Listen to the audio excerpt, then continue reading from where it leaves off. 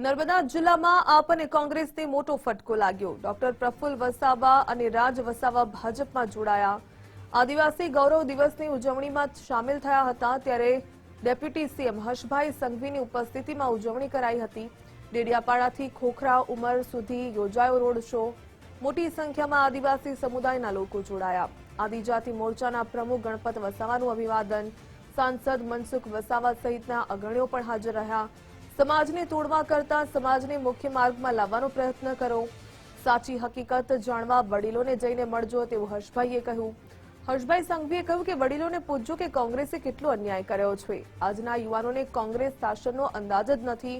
યુવાનો સમજણા થયા ત્યારે તો સુવર્ણકાળ શરૂ થયો હતો।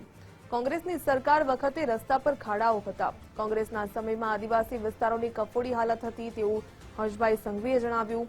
કહ્યું કે મત બેંક માટે યુવાનોને ગેરમાર્ગે દોરવામાં આવે છે। મોદીજીના શાસન પછી આદિવાસી સમાજનું ભલું થયું। કોંગ્રેસ દલિત અને આદિવાસીઓની વાતો વોટ બેંક માટે કરતી। ડેડિયાપાડા ખાતે એક ઐતિહાસિક આદિવાસી ગૌરવ અભિવાદન સમારોહનું આયોજન કરવામાં આવ્યું હતું।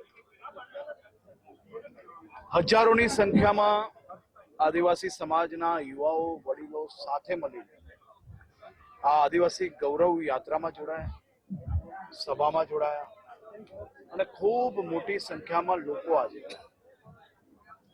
આપના પાપથી છૂટીને ખરેખર આદિવાસી સમાજની સેવા માટે ભારતીય જનતા પાર્ટીમાં જોડાયા છે। ખૂબ મોટી સંખ્યામાં લોકો કોંગ્રેસ છોડીને બી આજે ભારતીય જનતા પાર્ટીમાં જોડાયા છે।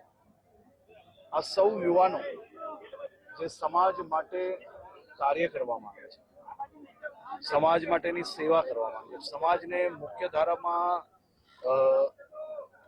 વધુ ઝડપથી અને વધુ વિકાસના કાર્યો એમના વિસ્તારની અંદર ઝડપથી નીચે સુધી કઈ રીતે પહોંચી શકે તે માટે કામ કરવા માંગે છે।